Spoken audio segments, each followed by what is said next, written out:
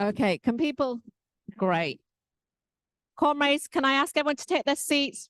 Those that you're staying around for this session, please take your seats and we're going to begin. Okay, my name is Nahella Ashraf. I am a standard racism activist from the Northwest, and I'm going to be chairing this session today. The session is Return to the 1930s, the changing. Is it not? Can people hear me? Okay, so I'm getting told they can hear me in the back, so I'm not quite sure. Do I need to be louder? Can I just say no one's ever asked? Okay, I've been told I'm not excellent. Okay, so as I was saying, my name is Nahella Ashraf. I'm going to be chairing this session on and it's the return to the 1930s, the changing face of fascism and how to fight it. And we do have a fantastic panel. And what I will do is I will introduce each of our panel as they come up to speak. They will have 8 minutes each, and then we'll open up the session for everybody else. And we do want to encourage as many contributions from the floor, but I am conscious of the time. So I'm going to start straight away. Our first speaker is she online? Is she ready? Do we know? Okay, so our first speaker is Christina, who is joining us from Germany. She was meant to travel to be physically in the room, but she's unable to do so because of not being well enough to get on a plane. But she is going to be online, so I'm hopefully the tech is going to work. Okay, can you hear me? We turn the audio up. Christine, if you want to start, and we'll see. Okay, can you hear me now? Yeah, yes, we can hear you. Okay, brilliant. Yeah, hello to everyone. I'm really sorry. I'm ill and I couldn't make it to the airport this morning. So I'm very happy that I'm better off now and that I can join the session online. I just heard the opening session, and I want to start with telling you that another political earthquake took place last time, shortly after the Trump victory in Germany. The government, our government, just collapsed, and we know, like since Friday now, that we will have new elections in February. And this is a very critical situation because in the polls, the AfD party nearly doubled. The Conservatives, the CDU, the Tory-like party, is much stronger than last time. And there are a lot of losses on the more left-wing side of the parliament with the Social Democratic Green Party and the left. And I think it's very, it leads to a situation where we have a very intensive political debate over the next weeks and months. We see this is taking place in a situation of political polarization and a situation where crisis is leading to a precarious situation for many people, and many people have a fear of the future. And this is a situation which the AfD tries to exploit to spread racism and to build a party with links to the fascist street movements which were growing over the last years in Germany. If we ask ourselves what is this same, what is similar, and what is different to the 30s, and are they really returning? I think it's important to understand what were the key factors of how NSDAP, the fascist, the Nazi party, could gain power. And let's look what Hitler himself said 1933, looking back on the party's path to power. Well, he argued that gradually the authoritarian state emerged in this state, in the democratic state.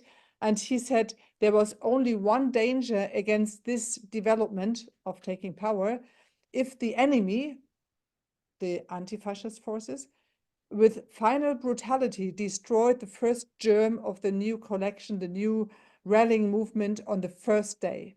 So, and I think this understanding that if there had been a massive united movement against the fascist rise up, this would have been the only chance. And so let's look how the NSDAP built up its organization and its power. It won massive support in the middle classes. It started to build a street movement with a terrorist wing, and it used the already existing anti-Semitism to blame the Jews for the misery of people which were in a very precarious situation after the Great Depression. The aim of the NSDAP was to crush the workers' movement. And as the ruling classes, as it was not able to crush the workers' movement with its own means, with racism and legal measures, it supported the Nazis. And this was the crucial point where it got to power. After the World War II, there was a long time where there were still Nazis in Germany, in both parts of Germany. They still had their links. They were in the institutions, but they had to hide in the first years and decades, and they had to cover to reach a mass audience. I think this is very important to understand. So fascist parties weren't able to build mass support in the first year of the Federal Republic in Western Germany, and in the East they weren't either. So this firewall is not longer holding up, and there is a massive frustration with established politics. There is a fierce racism of the political center against immigrants in general, against Muslims, and the parties are using this racism, even they know that this is strengthening the AfD, and this is strengthening fascism. And I think it is very important to be clear about the strategy and tactics of the fascist movements in the far right today. They, as their historical predecessors, they want to build movements on the streets. The AfD itself is not having its own street movement, but they are building links with the streets movements of fascists. They try to use the parliaments to spread their racism, and they are part of every parliament on every political level in Germany at the moment. And they try to use the state apparatus to win influence. And they are using anti-Semitism, especially conspiracy narratives, and racism against Muslims and against migrants in general to build massive support.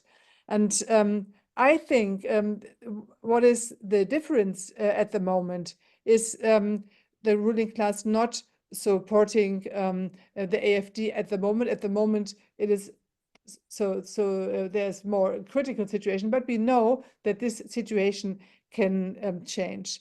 What is very dangerous at the moment, the AfD tries to build links in the working class to weaken the trade union and to break up links with left, or to break the links between the workers' movement and the working class organization with left and more left-wing forces. And I think this is the situation we have to understand. So there is a similar framework like in the 1930s, but not in every respect. We are at the same situation like when Hitler took power. And of course, this gives us the possibility to act. I just want to add some important things. I think the fascist movement is not easy to identify at the moment, and of course there are its face is changing, and so it was with the AfD, which started more like a right-wing populist party and is now being more open and can be identified as a fascist party. So there are different types. There are those forces who who have a clear fascist strategy of building the street movement to terrorize its political enemies and minorities, and to finally crush workers' movement and build a dictatorship. This is, of course, Tommy Robinson, but also people like Björn Höcke of the AFD. He's one of those pulling the strips, or who's writing who is kind of writing the agenda for the AFD. Secondly, there are parties like or figures like Marine Le Pen or Meloni who concentrate on elections, but at the same time they keep in their organization a hard fascist core. They try to hide and to cover their fascist ideology and to win a more broad support. Parts of the AFD are still having this aim. But and of course, people like Björn Höcke is using this as a tactical element as well. And of course, there are extreme right parties that don't have a fascist ideology itself. I would say, well, you're better in the situation or describing the situation in Britain, but I think Reform UK still is Then I need you to wrap up, please. And of course, the AFD in Germany started as such a party, like the first party leaders were not fascist. But I think at the same time, these parties are changing. And in Germany, we can see that the fascists got more and more influenced and became more and more dominant in AFD, so that we can talk about the AFD being in the core a fascist party at the moment. And the third thing I want to mention is that we see a radicalization in the traditional conservative parties to the right. You know it in Britain, but we also see it in Germany, for example, where parts of the Conservative Party are open racist and anti-migrant. So I think we see. Christina, I'm really sorry. I try to sum up the crisis, the building the links with the street movement, and the Potsdam meeting on remigration with Martin Sellner was a shocking moment, exposed this. The building of the links with the in the working class, but still the ruling class not supporting the AFD shows that there are differences and that we can stop the AFD. We had a massive mobilization in Essen last year against the AFD party conference. It will be much more difficult now. In January, we have a very early conference now in a small town in Riesa in Eastern Germany. But Aufstehen gegen Rassismus will campaign against the AFD. And I will conclude with the words of Erich Kästner, who is a very well-known writer in Germany, an anti-fascist writer, who wrote, "The events from 1933 to 1945 should have been combated by 1928 at the latest. Later, it was too late. We must not Christina, wait I'm until really the sorry, I'm fight going to for have to freedom cut is you off. brought present. We have to stop the fascists now. Let's be clear about that and continue our fight. Never again." Okay. Thank you. Thank you so much for that, Christina. And apologies for cutting you off. I know what you had to say is so important and such a warning to us here in Britain. And obviously with what we're seeing with reform, the likes of Tommy Robinson, and obviously the Tory party going even further to the right. Now, our next speaker was Mentor Ricardo Latour, who was the member of the FBU National Executive, but unfortunately, he's not been able to come because of childcare issues. But we have had a last-minute step-in who has kindly volunteered to speak on the panel. So I want to introduce Matthew Pastor, who's from France. He's an anti-racist, anti-fascist activist from Machala Solidarity. Yes. Do you hear me? Good. Hi, everyone. It's really a pleasure and really hopeful to see you by hundreds today. So my speak will be quite different. So I am no FBU member, as our comrade said, I come from France. I am a member of Marche des Solidarités.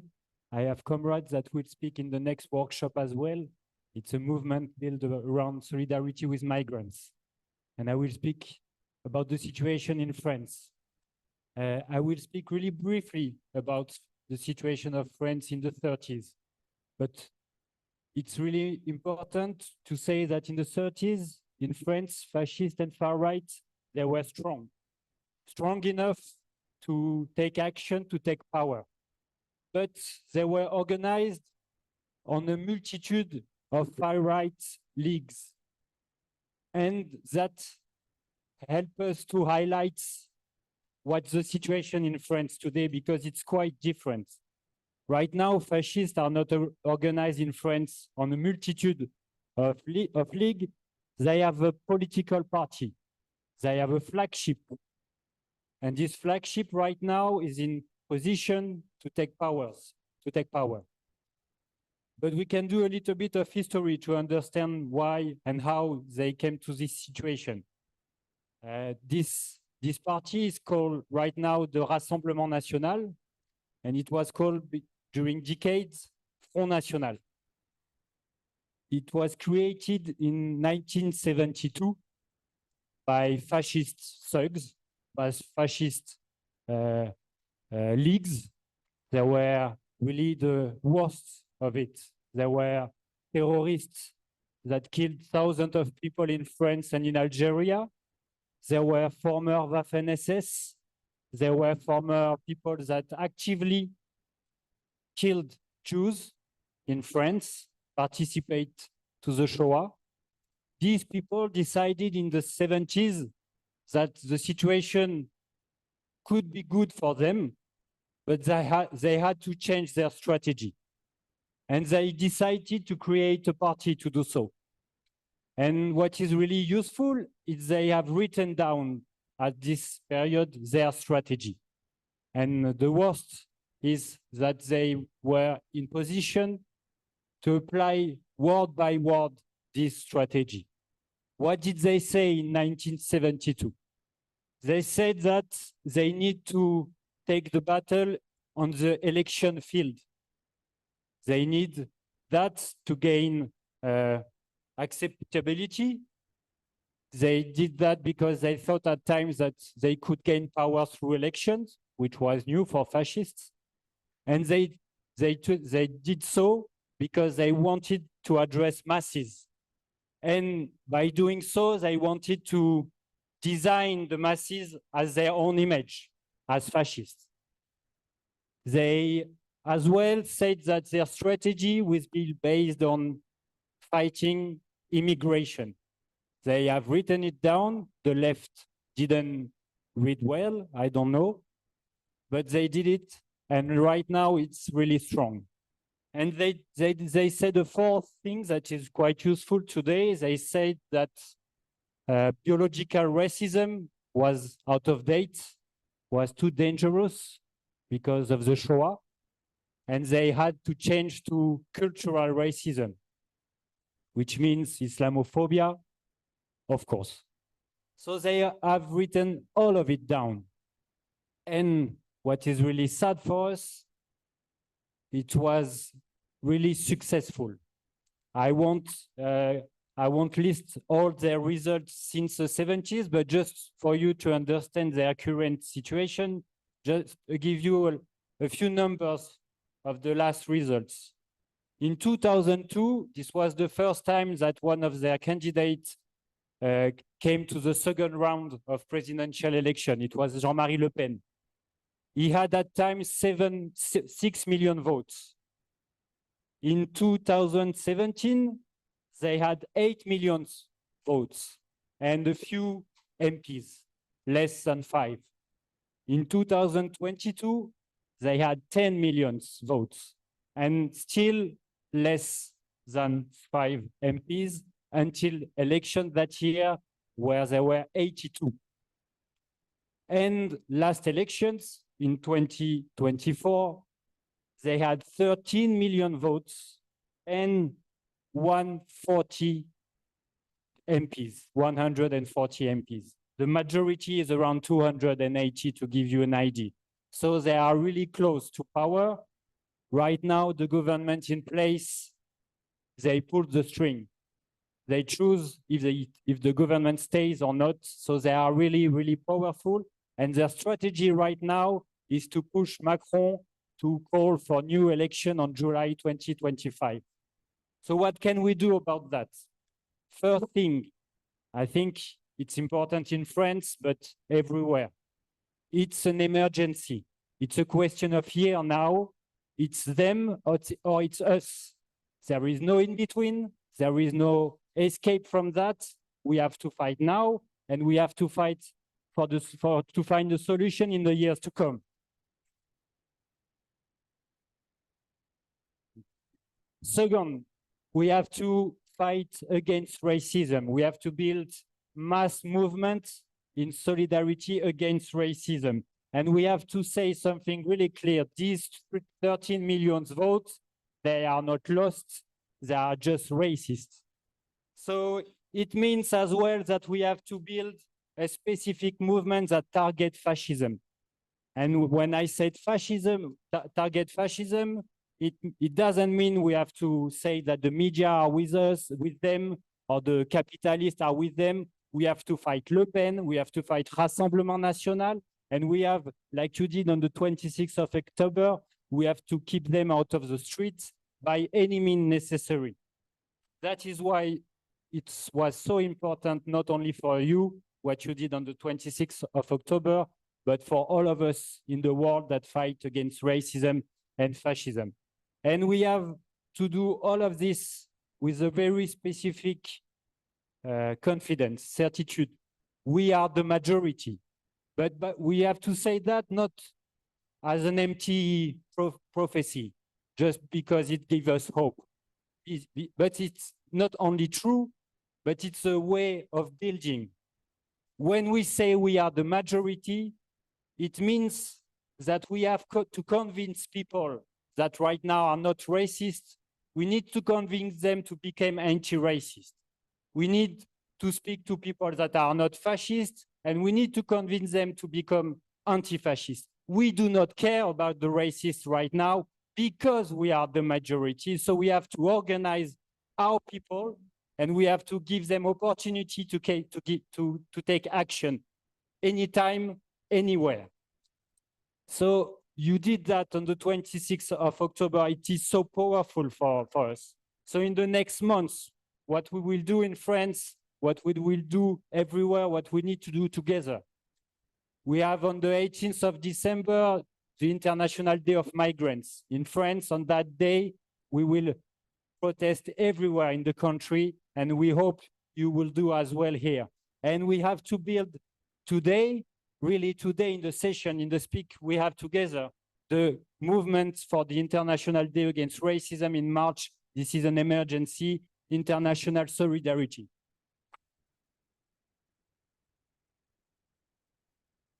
Thank you so much for that, Matthew.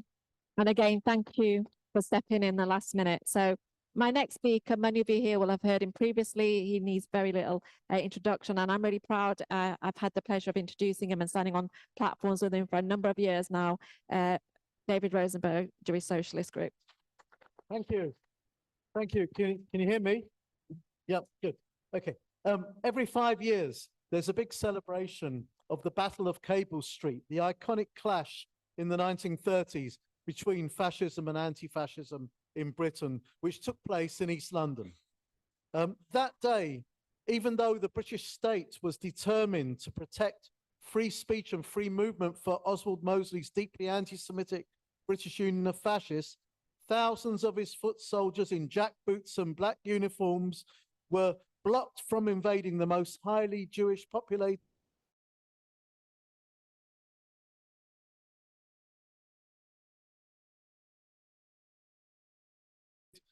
East Back.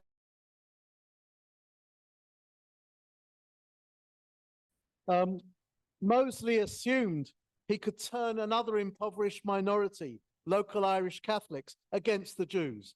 The western end of Cable Street was almost entirely Jewish, including my grandfather's cousin's shop at number 27, and they lived above that. The remarkable moment was when the Irish people started to arrive from their eastern end of Cable Street, where they lived, to help Jews build the barricades.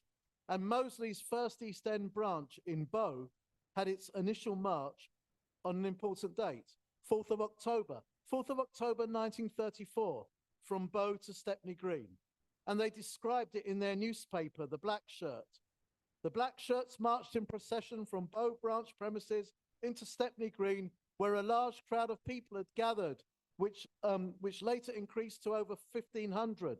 The Black Shirts had a very noisy reception, as the larger part of the audience were aliens who resented British people holding a meeting in what they considered to be their own territory. October the 4th, 1936, 2 years to the day. After 2 years of vilification, dehumanization, intimidation, whipping up hatred against Jews among the surrounding population, Mosley attempted a massive invasion of the Jewish areas of the East End. And despite thousands of police trying to clear the way, his black shirts were stopped. And that failure haunted him for the rest of his life. Now, that didn't happen by accident. It took enormous amounts of preparation and organization. It also took unity in action by different movements, the Communist Party, the Independent Labour Party, Labour League of Youth, and a local grassroots coalition, the Jewish People's Council Against Fascism and Anti-Semitism. They didn't need to agree on every political detail of a program to do what was necessary together. And it's important to know our history, not simply to honor those who campaigned against racism and fascism before us, but to inspire us and pass on ideas for challenging the far right today. But if we're truly to understand and use that experience against Mosley's political descendants, we have to do a bit of myth busting and recognize certain truths. It was an immensely important day, but it was one day, one battle, albeit on an enormous scale. Fascism in Britain, in 1930s Britain, was disrupted, resisted, ultimately defeated in several battles and several campaigns around the country over many years, and not always so dramatically.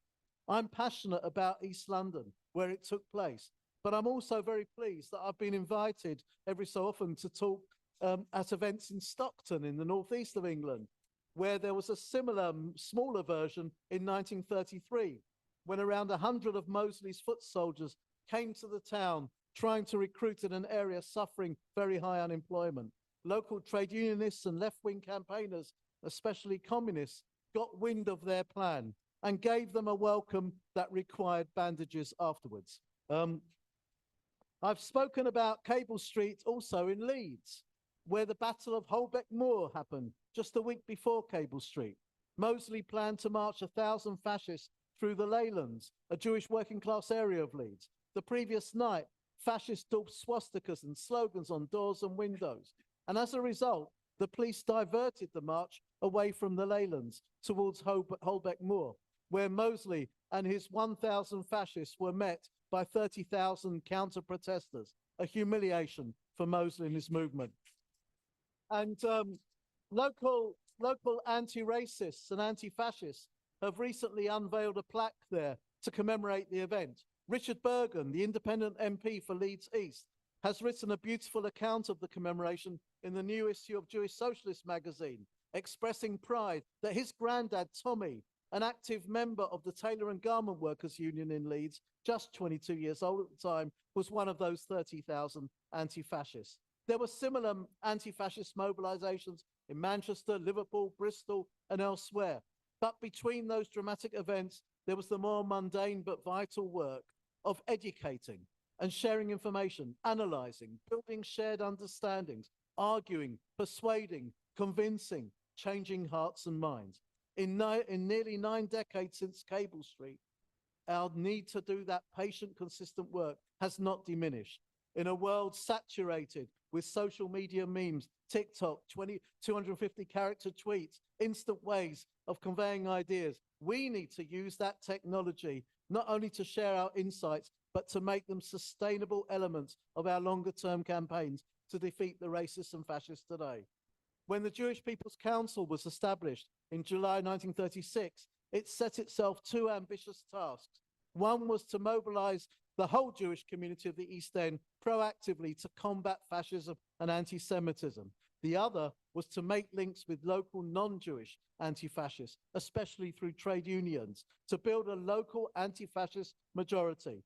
That took time and effort, but it was crucial, not only to the success of the day of Cable Street, but in decisively defeating the fascism in local elections 5 months later.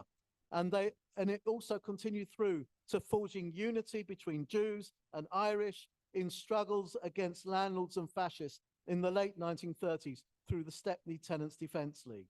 People say that history repeats itself and conclude that we simply have to do what was done yesterday. I prefer Mark Twain's take.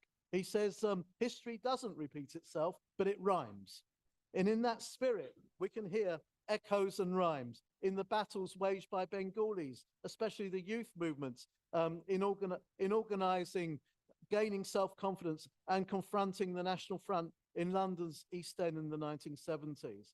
I want to finish with telling you about how I was a volunteer on a recent oral history project where we interviewed individuals who were part of those youth movements, Bengali youth movements, in their teenage years.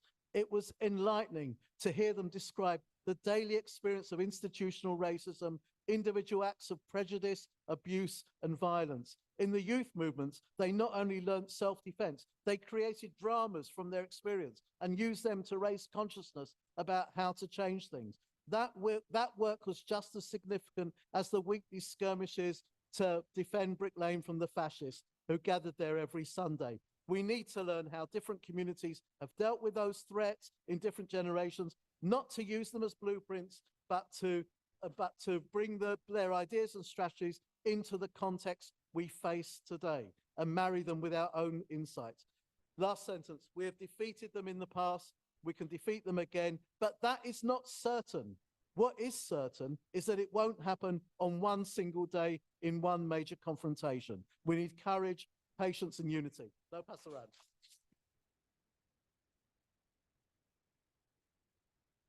Thank you so much for that, David. And so people can probably see from the program for today, Julie Sherry was meant to be speaking. She's an officer for Stand Up to Racism. And unfortunately, she's had to leave the conference for a family issue. I know she'll be very sad to have missed the session, but I'm really pleased that we have got a last minute step in. It doesn't need much introduction. It's Wayman Bennett, the co-convener of Stand Up to Racism. I want to thank all the speakers before, but this literally is a last minute, you're on the stage now, but unaccustomed as I am.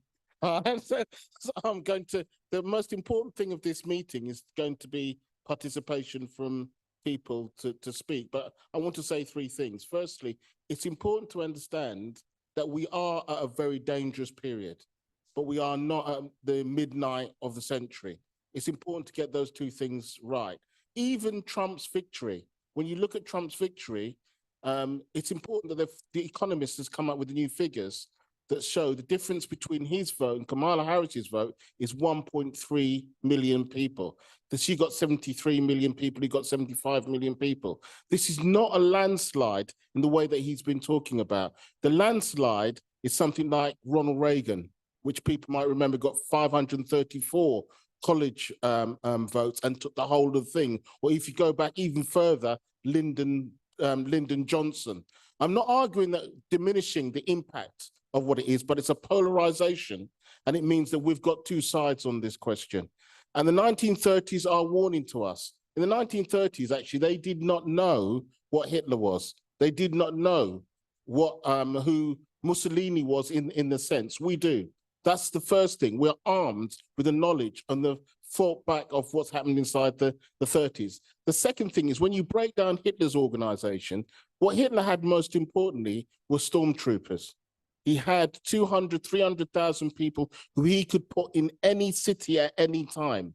At the moment, the far right are really dangerous. They have these two fronts, electorally and politically. And if you look across the world, there are far too many. If you look at it, actually, you see one citadel after another falling.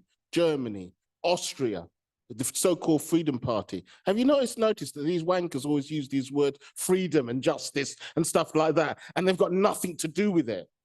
And it's important for us to understand is one of the things they want is legitimacy. It's stripping the mask from legitimacy. And we have to talk about the anti-fascist movement as a dynamic movement. And what I mean by that is that in August, I remember being told that the pogroms were unstoppable. And I'll tell you something else as well. I remember the police ringing me up and we asked for certain places to be defended. You know what they told me? We haven't got the resources to defend them. We're running empty. You know why we stopped the fascists after August? We did it. People did it. People went outside the mosque and they broke it. So one of the first lessons we have to learn about the 1930s is the 30s were also a period of massive explosions. They talked about France, but in France, there was 1934, where people spontaneously came out in unity and broke the forward marches of the fascists. And for us, it's not that we say, one of the most important thing about the fascists is the politics of despair.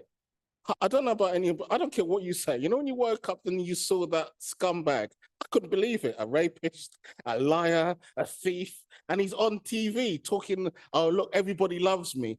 Everybody felt a little bit of despair, didn't they? And he actually, what they wanted to do, and it was followed by Farage, who you thought, oh, I can't take this anymore. And you realize that one of the most important weapons of the fascists is the politics of despair.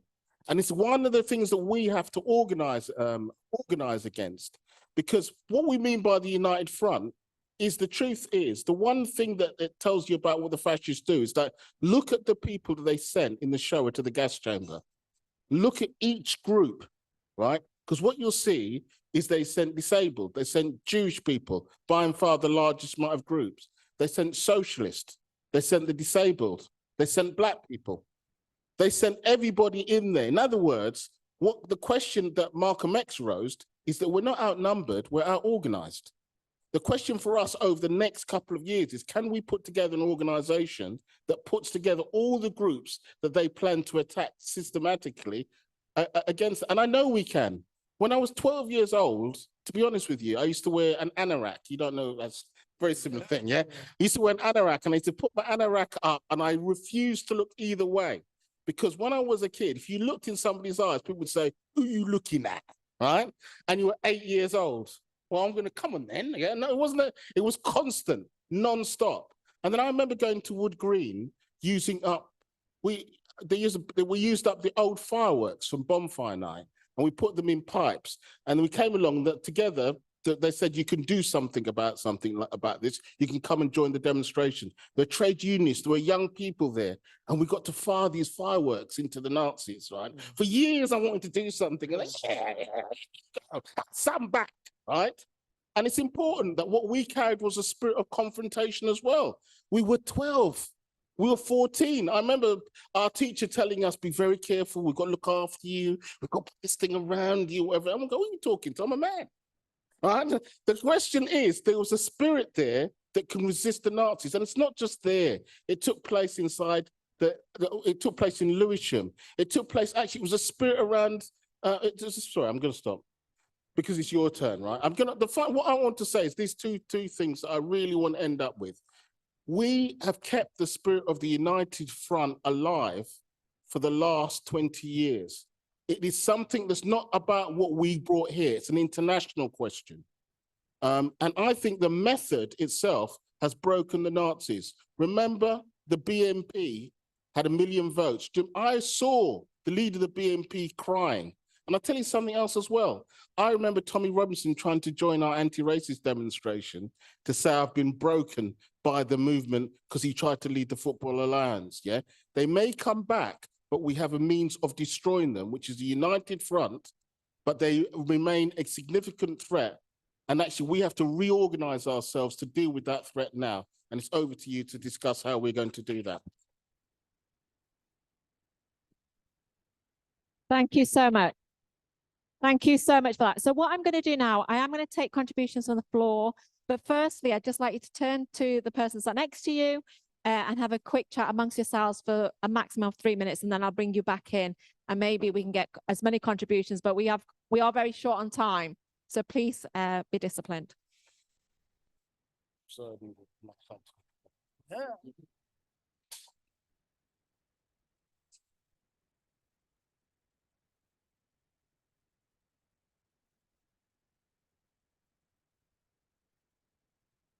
That's. Yeah, yeah. Do you want to speak? Then hand it. Are you going to? I can take that. Yeah. Just the same.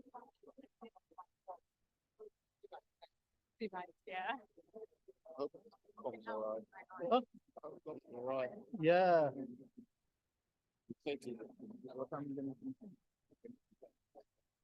Start collecting up my papers while I've been sick about the, things, because I was trying to teach some people about Codna, the place called Codna. Do you remember when we did Codna? Years ago, when the BNP Red, White and Festival, and they launched their festival after the Pence Festival. Oh, right. We said we Okay. need to stop that before it becomes bigger. Yeah. And none of the people knew what I was talking about. No. And I suddenly realised that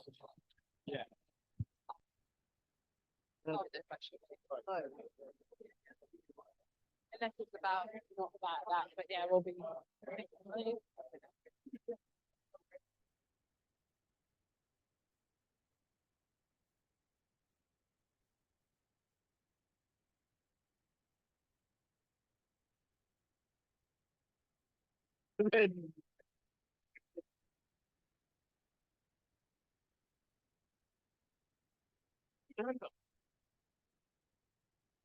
oh, you should speak, honestly.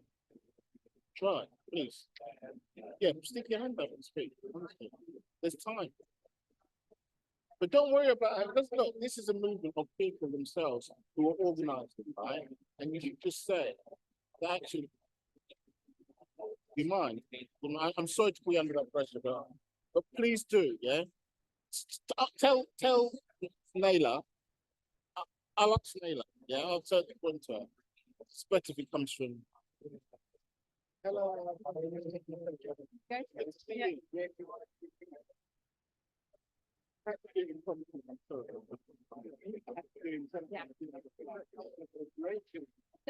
actually that you've been in the country, and the next story that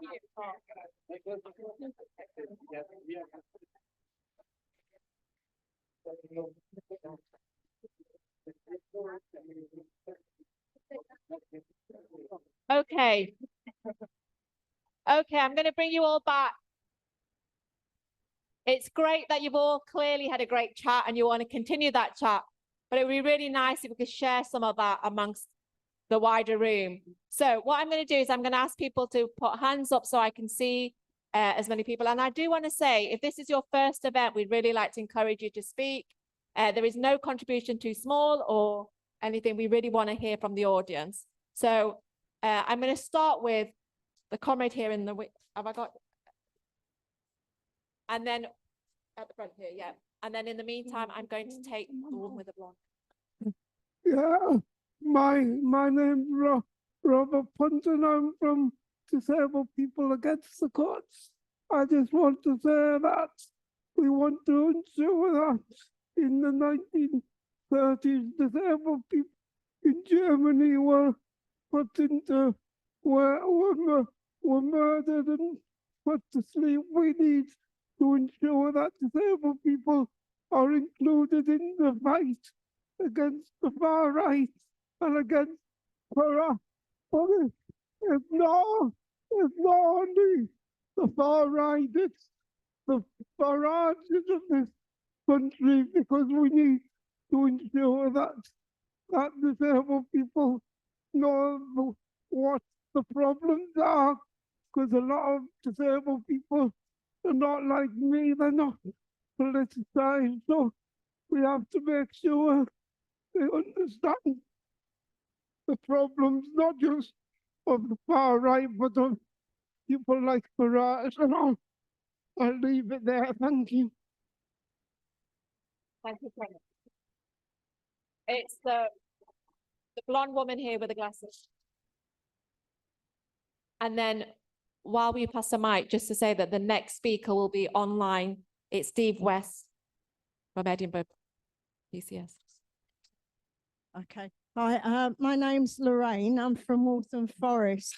If you cast your mind back to over the summer, we were horrified, weren't we, to see those fascist thugs, well, carrying out pogroms, trying to murder refugees and migrants in the hotels across the country.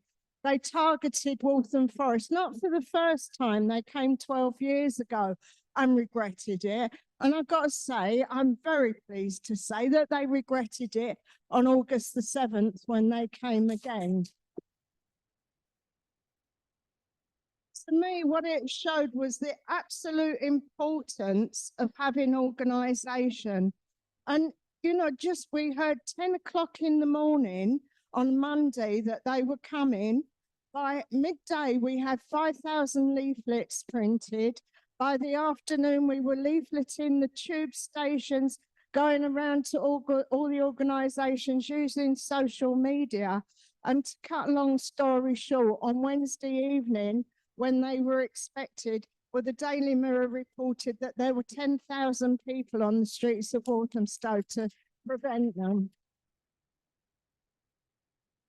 We've grown enormously since then. We've got to be doing that right across the country. Keep shouting, keep organising, because the more people we've got organised with us, the better place we're going to be in to defeat the fascists finally. Thank you.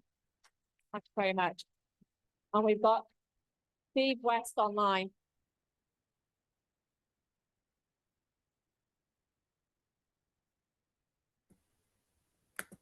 Steve, you're on. Right, yeah, thank you. Can you hear me? Yeah.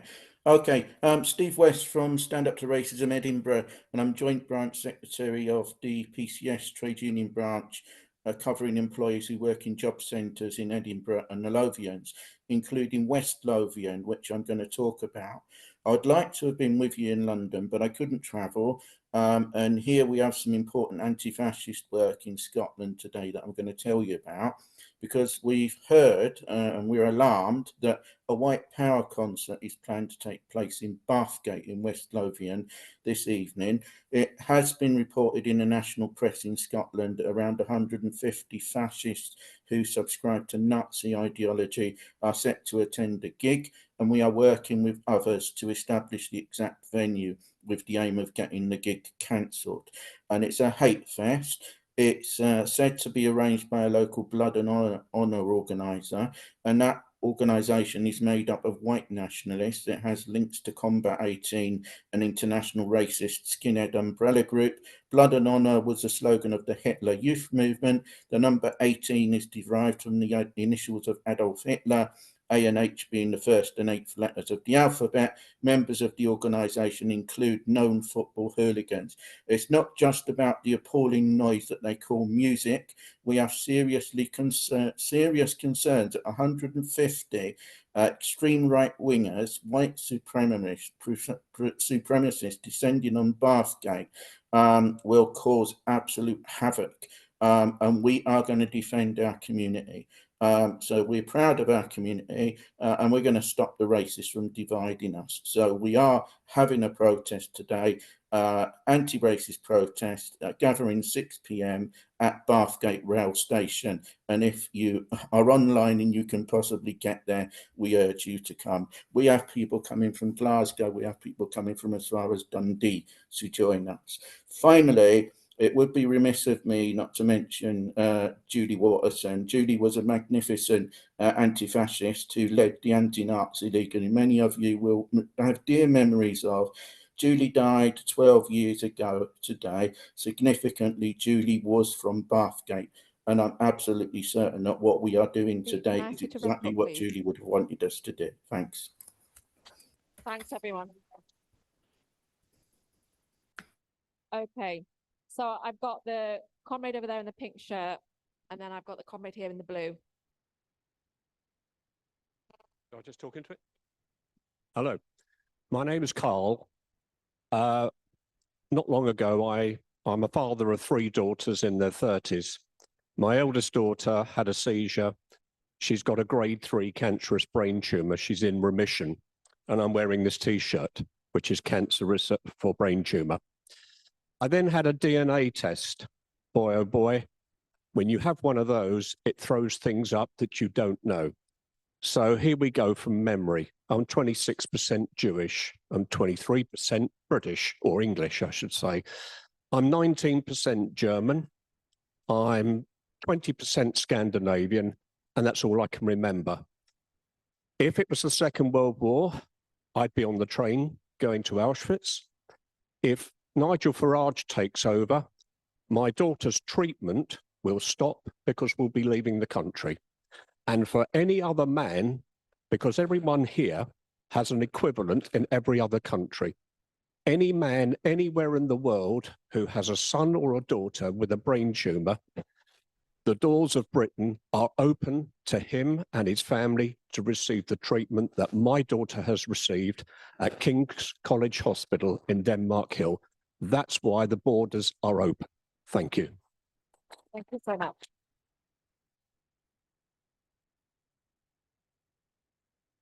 Yeah, you don't.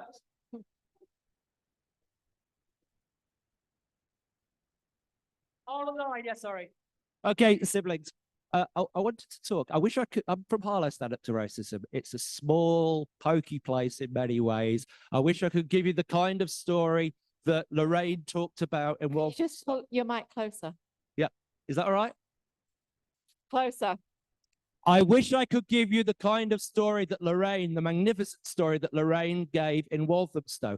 I can't. What I can talk about is steady, modest progress in a small town. And I think that's important. And some things that come out of that. You see, I think that was an absolutely fantastic panel. And I thought what Wayman said was incredibly important. The question of not giving in to despair, because so many people at the moment are walking around with faces that, you know, like this, they're so depressed. They're so worried about things. And I think it is really important that we're sober about the threats that we face. We're sober about the threats of fascism and the rise of the far right, but that doesn't paralyze us. It's really important that we actually are bold and confident in taking the struggle forward. See, an anecdote from sleepy old Harlow. Our posters came through for the 26th. I nipped over to our local shopping centre and started slapping some up. A Nazi came up to me. I didn't know there were any, you know, I didn't expect to see him. He came up to me, started abusing me, started tearing the posters out of my hand. He was bigger than me, so I didn't argue too strongly. I tried to pick him up and put him again. I couldn't. I could have gone home and thought, oh God, it's so terrible here. There's a Nazi over there. It's rotten to the core in Harlow. I went home, I got some more posters, I put them up. You know what? They stayed up in that shopping centre for 2 weeks. It's really, really important not to draw conclusions from the fact that there are Nazis amongst us to the conclusion that they're everywhere. They're not. We're at a turning point at the moment. We're at a turning point. We can go on the streets. We can campaign against the Nazis without being threatened. The question of whether we are safe to do that depends upon what we do now, whether we build, whether we fight back. We took a good contingent down to the 26th. We brought a number of people down here from Harlow to the summit today. We're building slowly and modestly. We're going to be bold and confident, and we're not going to give in to despair. Thanks so much, comrade. We're going to have the comrade here at the front. Thanks. Hello, my name is Michelle. I'm from Toronto in Canada, and thank you to Stand Up to Racism for organizing this conference, this international conference. When Trump was elected last time in 2016, we saw the impact immediately around the world. In Canada, we certainly saw it with the organized far right becoming visible almost overnight and more confident. And we saw the same thing last weekend in a small town in Ontario. Nazi thugs stood up in front of the city hall with a banner that said mass deportations now. They're feeling emboldened already. But also we have to remember what Wayman was saying about the politics of despair, is that we cannot approach this as if we've been defeated. We are not defeated. We need to know the numbers of the US election. And what we have to keep repeating to people is that fewer people voted If you look at how many people did not vote, we have to look at the whole landscape. Otherwise, you think every single one of your neighbors is a Nazi. And so we need to know that. I want to talk about what Christina said about conservative parties being radicalized, mainstream conservative parties. In the past year, we've had the AFD member of European Parliament, Christine Anderson, come to Canada. She met with 3 Tory MPs. This summer, Tommy Robinson came to Canada and met with a Tory MP in the province I live in Ontario. They are very much trying to connect with these mainstream Tory parties and move them to the right. And we have to organize everywhere we can to expose what they are. And the fact that here, in the summer, when those riots took place, there was organization that could respond and drive them off the streets is incredibly important. And hats off to everybody who participated in that. We're carrying an argument that, number one, yes, could it happen in Canada? The riots that we saw, yes, of course it could. But can the resistance be organized the way it was here October 26th and before that? Yes, it can and it must. And that's the work that we have to do today. Thanks so much. So we're taking the woman over there in the white.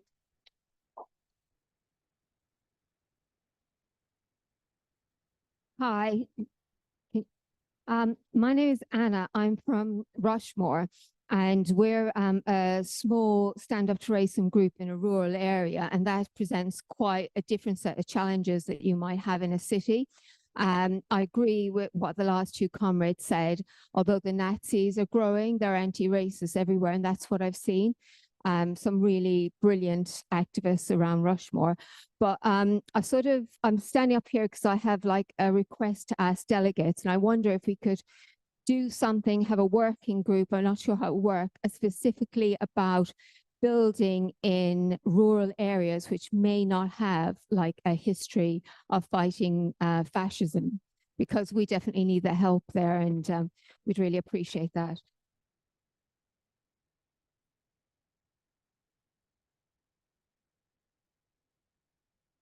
Okay, I am very aware that there are lots of people that want to speak. In fact, I've got more hands up than I have taken, and I want to apologize to everybody who hasn't had a chance to speak. What I'm going to do is I'm going to take one final speaker, because I do need to wrap up this session. And I know if we carry on, I know there's lots of people that want to speak. People won't get lunch before the next session. So I'm going to have the final speaker at the back there with the glasses, blonde hair. And if you keep your contribution as short as possible, it means that we will actually get lunch. But hopefully during lunch, people can continue these discussions. It's been really useful. Yeah, I mean, I believe that we are many and they are few, and that we can outnumber them, but we do need to organise. I'm from Sheffield, and I was part of the mobilisation for Rotherham, where the fascists attacked the hotel at Manvers. And I want to say that they're now bleating on about that they were innocent men, that they talk of injustice, they talk about a two-tier system. I think we need to get it straight, really. These people all pleaded guilty, and they were absolutely guilty of trying to burn out refugees in a hotel. And we are going to visit one of those refugees this week. And we spoke to him about exactly how he felt when they were outside, and they're coming back to Rotherham on the 30th, and we are mobilising from the Trade Union Council, from Sheffield Stand Up to Racism, Rotherham Stand Up to Racism, Unison. We've got lots and lots of different unions supporting us, and we will take a coach through to there. But I just wanted to say that I think we are many and they are few, but actually we have the United Front is an incredibly important implement that we need to use. And it's very important because actually the fascists don't just threaten the left or the Jewish people or the Muslim people. They threaten all forms of organisation, LGBT+, they threaten the trade union movement, they threaten all social democratic organisation. And that's why we need to mobilise as wide as possible in order to make sure they are defeated. We cannot underestimate the threat that these people pose. So I think it's very important that we mobilise as wide as possible. Thank you so much for that. Okay, that was a fantastic discussion. I want to thank everybody. Again, apologies for all of those that didn't get to speak. There was more people that wanted to speak than did actually get to speak. I just want to bring our speakers back in the order that they spoke. But before I bring them in, just to remind people that the next session with Diane Abbott will be in this hall at 2:30. So although we are running late, her session will start on time as is scheduled. So I'm going to bring in Martin first. You want to? A minute, yeah. Yes. Wrap up? Yes. Okay, just to wrap up. Weinman said something really important about knowledge and confidence. In the 30s, as I said, the fascists and the far right in France were organized in a multitude of leagues. In 1934, they tried a coup. They tried to take power. But at that time, the working class in France, they had a really important knowledge because Hitler already took power. Mussolini as well. And nobody wanted that to happen in France. And so that's why a few days after they attempt the coup, millions of people took the streets, millions of people striked against far right, against fascism. Unfortunately, at that time, the strategy of Popular Front canalized this energy through votes, through institution, and sadly, in the 40s, far right took power. But what Weinman says is really important. We have knowledge, and we can build hope on that. Yeah. Just very quickly, I think it's really important to recognize that fascists and racists are very versatile. They can switch targets quickly. They can attack many different targets at once. They don't replace targets, they accumulate them. And that's sort of important to understand that. We talked about the 30s, I talked about the 30s, other people talked about the 30s, a very difficult decade in all sorts of ways, but they came up with some of the best slogans in the anti-fascist movement, which are so relevant to today, particularly when you think about Trump and Farage, because in the 30s, what they used against Mosley was they have the millionaires, but we have the millions. Yeah. And we've got to remember that we have got the millions, but it's how we use those millions in so many different ways, including it's not just the big city center confrontations. We also heard about rural areas, we heard about small towns, and it's about talking to your neighbors. You know, that's really, really important. So thank you. Good luck with the struggle. Wayman. I'm going to be short because I don't want to miss your lunch, but I want to focus quickly on the question of the rural groups, because I think the Nazis are targeting around the big cities and the various areas. They're trying to do that. And I think it's important that we understand what we're trying to do. We're trying to build a mass movement in a way that we haven't had to do before. We are not going through the same old routine that we always had. There's going to be work, there's going to be organizations for people to have. There's also going to be carnivals. There's going to be working in schools. And also I'll end up with this. The reason why we're in the TUC is because we've got to remember when the EDL tried to march on Tower Hamlets, the RMT driver, the ASLEF driver, stopped the train halfway due with all the hooligans in there. He stopped the train, got off the train. He said, this is not good for our members that they get to the demonstration, right? And it's important that not only have we got the millions, we've also got the organized working class on our side. And I think one of the best things that came out of the 26 is the different groups in the different unions that are organizing in workplaces and the grounds. And I think we have to build that exponentially, because I think that can be a bulwark to stop the fascists inside the future, and also can link to international struggles that are taking place. So I'll end up with the reason why you haven't got Greece on the platform now is because Greece has called a general strike against the way that migrants have been treated. And they've also made a link to say that they want to keep an organization called Golden Dawn utterly destroyed. We have tradition, we have history, and we have method as well. Thank you so much, everyone. Just another reminder, the Meet with Diane Abbott will be in this venue at 2:30. Thanks, Nahella. Thank you.